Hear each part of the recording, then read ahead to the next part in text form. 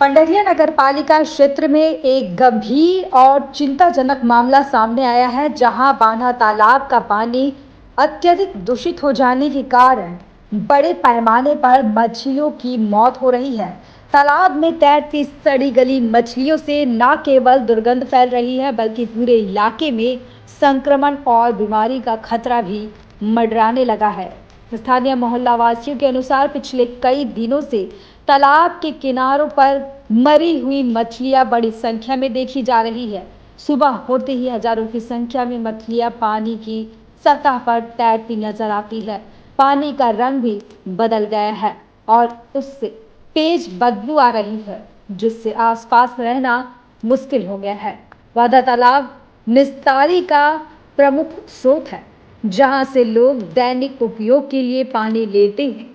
ऐसे में स्थिति और भी गंभीर हो गई है। स्थानीय निवासी मोटू निषाद ने बताया कि शुरुआत में कुछ मछलियां मर रही थी, लेकिन अब यह संख्या तेजी से बढ़ती जा रही है। वहीं वार्ड पार्षद सभापति अनुराग सिंह ठाकुर ने कहा कि तालाब में लगातार अपशिष्ट जल का बहाव इस प्रदूषण का मुख्य कारण है। उन्होंने बताया कि इस समस्या की जानकारी कई बार नगर पालिका प्रशासन को दी गई, लेकिन अब तक कोई ठोस कदम नहीं उठाया गया है। इधर ब्लॉक मेडिकल अधिकारी डॉक्टर राकेश प्रेमी ने चेतावनी दी है कि दूषित पानी और सड़ी मछलियां बैक्टीरिया और वायरस के पनपने का कारण बन सकती है, जिससे हैजा, टाइफाइड, त्वचा रोग और अन्य जल जनित बीमारियों का खतरा बढ़ जाता है।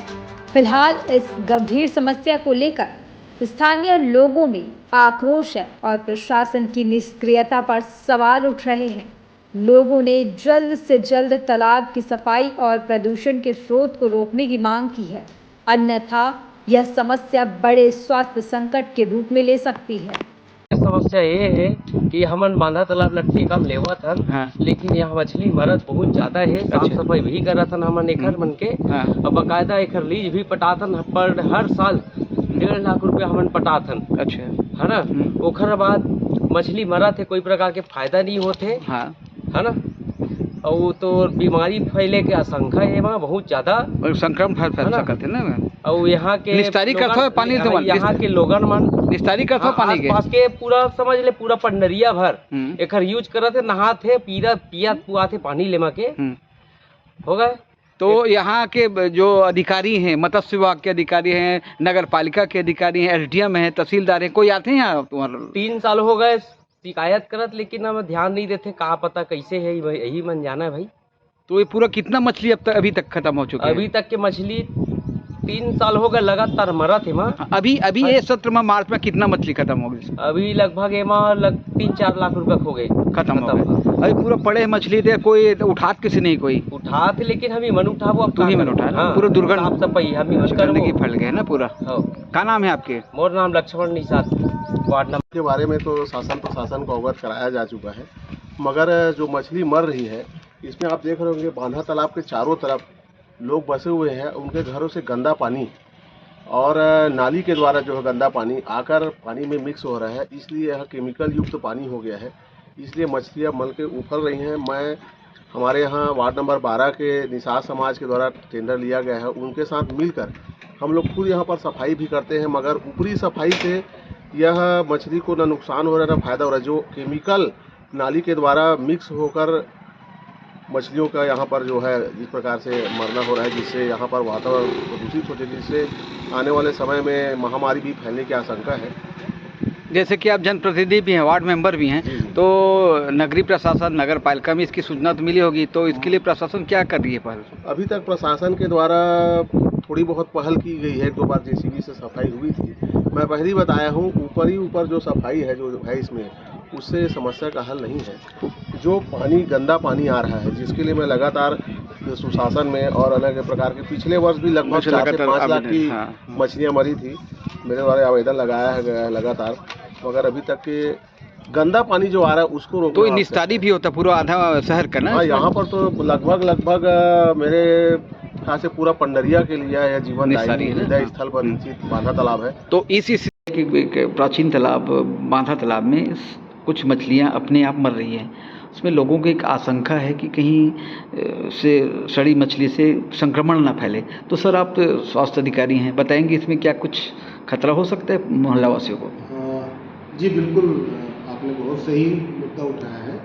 और अगर तालाबों में इस तरह से पानी के अभाव में या किसी भी कारण से अगर मछलियाँ मरती हैं तो उससे सड़न पैदा होगी। और अगर लोग उसका सेवन करते हैं उन मछलियों का या वहाँ के पानी का सेवन करते हैं, वहाँ पे अगर निस्तारी होता है तो उससे निश्चित रूप से संक्रमण फैलने की संभावना बहुत ज़्यादा बढ़ जाती है। ऐसे आशंका कौन सी बीमारी का है जैसे आसपास? इसमें खास करके जो गैस्ट्रोइंटेस्टाइनल प्रॉब्लम होते हैं जैसे डायरिया है, डिसेंट्री है, इसी तरह की समस्याएं जो है वो बहुत जल्दी से हमको दिख सकती है।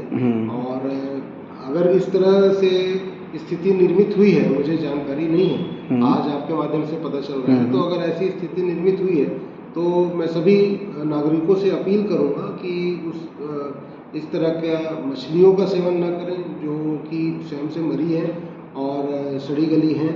और इस तरह से अगर समस्याएं हो रही हैं तो तत्काल हम उस क्षेत्र में जो लोग हैं उसमें सर्वे करते हैं। कुछ लोग प्रभावित तो नहीं हैं, अगर कोई प्रभावित होंगे तो उनका हम समुचित उपचार भी करेंगे और जन जागरूकता के लिए काम भी करेंगे। संक्रमण फैलने का भय भी है, तो बताएंगे कि इसके रोकथाम के लिए क्या कुछ कर रहे हैं आप?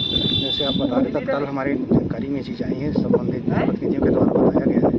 इस प्रकार से मछली जो है मर रही है, उसी का निरीक्षण करने के लिए हम यहाँ इस बात में ही मैं खड़ा हूँ और प्रयास करेंगे इसमें किसी प्रकार का कोई दवा या चूना वगैरह का पानी सफाई की अगर व्यवस्था है तो हम इसको करके व्यवस्थित करें। तो प्रशासन जैसे कि आपको खबर मिली है तो मत्स्य विभाग को जानकारी वहाँ सूचना मिले है? क्योंकि तत्काल अभी मेरे संज्ञान में आया तो तत्काल अभी से यहीं आ गया।